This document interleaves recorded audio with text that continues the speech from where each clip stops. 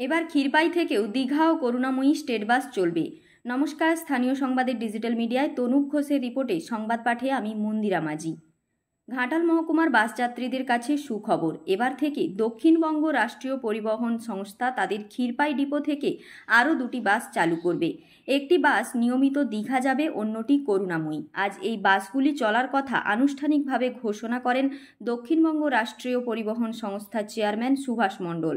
আজ চন্দ্রকোনার বিধায়ক অরূপ ধারা নিজে গাড়িটি চালিয়ে উদ্বোধন করেন। শুভ সূচনা করছেন চন্দ্রকোনা বিধানসভার বিধায়ক মাননীয় অরূপ ধারা মহাশয়, দক্ষিণবঙ্গ রাষ্ট্রীয় পরিবহন সংস্থার চেয়ারম্যান মাননীয় সুভাষ মণ্ডল মহাশয়।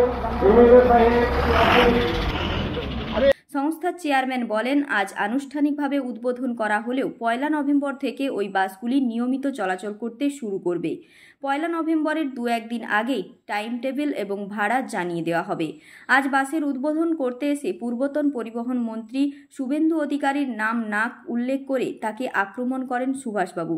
তিনি বলেন, বলতে খারাপ লাগছে, তৃণমূল সরকারের আমলেই দক্ষিণবঙ্গ রাষ্ট্রীয় পরিবহন সংস্থায় আর্থিক দুর্নীতি হয়েছে।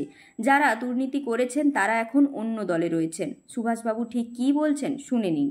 যেটা দুর্নীতি হয়েছিল সেটা সেই সময়ে যারা ছিলেন তারা আজকাল এই দলে নেই।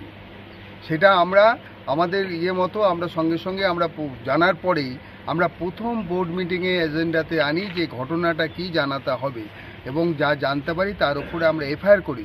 তার উপরে যারা এর সঙ্গে যুক্ত ছিলেন তাদেরকে আমরা টার্মিনেট করি এবং কেস চলছে। আপনি কি বিরোধী দলনেতাকে ইঙ্গিত করছেন?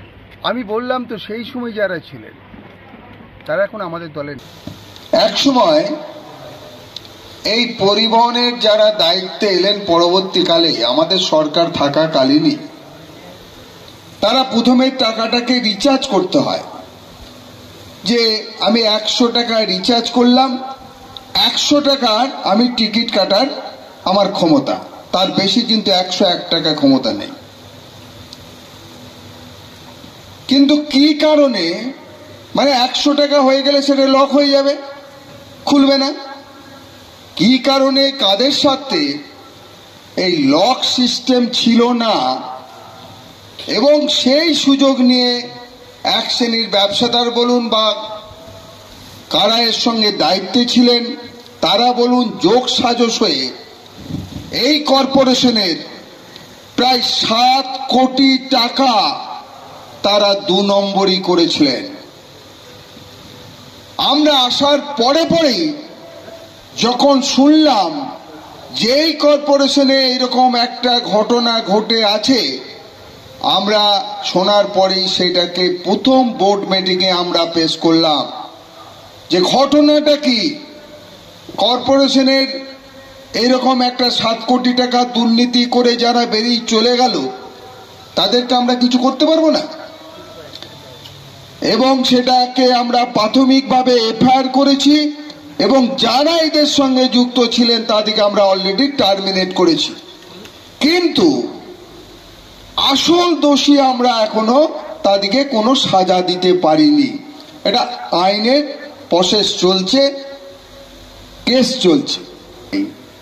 তারা অন্য দলের নেতা হয়ে গেছে। আমাদের চেয়ারম্যান ছিলেন যিনি, তিনি বিভেদকামী শক্তির একটা দলে দাঁড়িয়ে গেলেন ভোটে।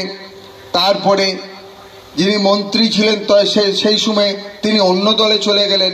তারা কিছু করে গেলেন না যে ঘটনাটা কি। আমরা কিন্তু যখন এলাম